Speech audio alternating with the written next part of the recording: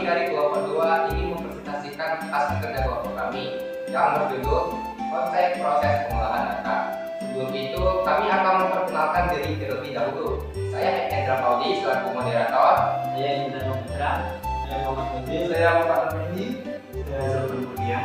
Baik, selanjutnya langsung saja kita masuk ke bagian pembahasan.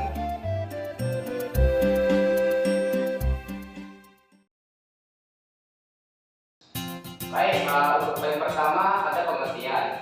Pengolahan data adalah proses yang mengubah data mentah menjadi informasi yang berguna dan mudah diterima. Data mentah biasanya berupa angka ataupun data yang tidak memiliki arti bagi pengguna, sehingga membutuhkan proses pengolahan data untuk mengubahnya menjadi sebuah informasi yang berguna untuk menggunakan teknik teknologi tertentu. Next. Baik, selanjutnya ada pembahasan tujuan pengolahan data.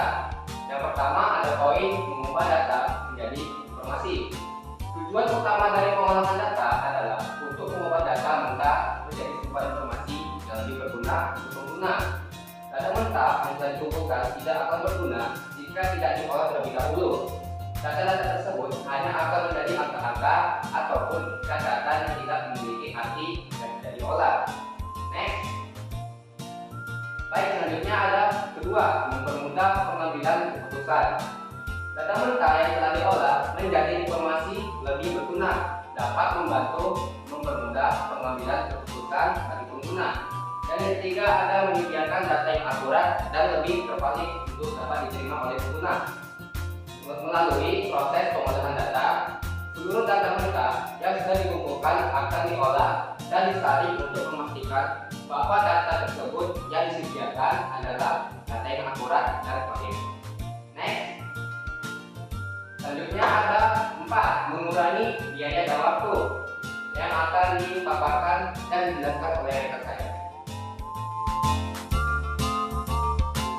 Selanjutnya ada mengurangi biaya dan waktu. Pengolahan data menggunakan teknik dan metode yang efisien dapat membantu mengurangi biaya dan waktu yang dibutuhkan untuk mengumpulkan dan menganalisa data. Selanjutnya ada membuat data lebih mudah dikelola dan diolah kembali. Data yang telah diolah menjadi informasi berguna dapat membuat data-data tersebut menjadi lebih mudah dikelola dan diolah kembali untuk keperluan selanjutnya. Selanjutnya ada pembahasan teknik pengolahan data. Yang pertama, batch processing. Teknik ini melibatkan pengolahan data secara berkala atau sekaligus dalam batch atau sekelompok besar. Proses pengolahan data dilakukan pada data yang terkumpul dan tidak dilakukan secara real-time. Kedua, ada real-time processing. Teknik ini melibatkan pengolahan data secara real-time sehingga data yang diproses dan diterima hasilnya pada saat yang sama dan dalam waktu yang sama. Ketiga, ada online processing.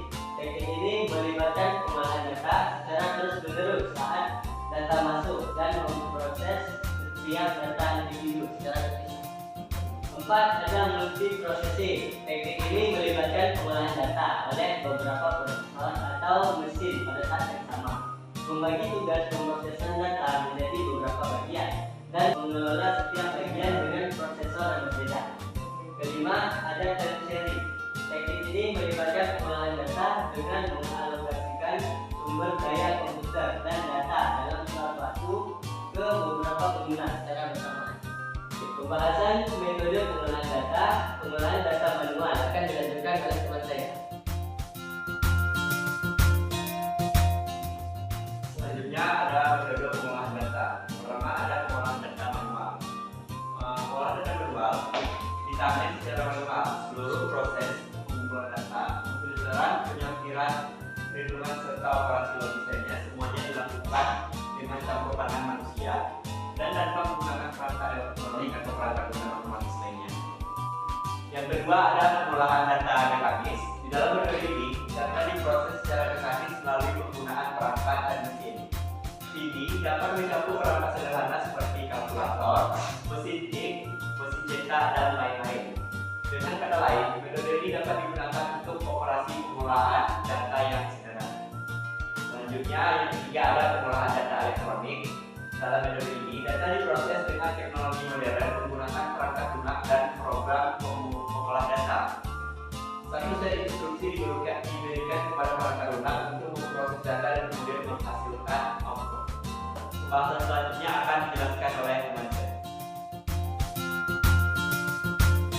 Pembahasan di tahapan pengolahan data. 1. Pengumpulan data.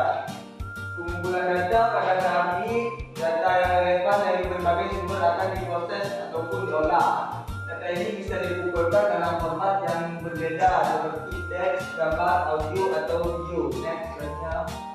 2. Persiapan data. Data yang dikumpulkan kemudian dibersihkan untuk memastikan bahwa data tersebut akurat, lengkap, dan sesuai formatnya.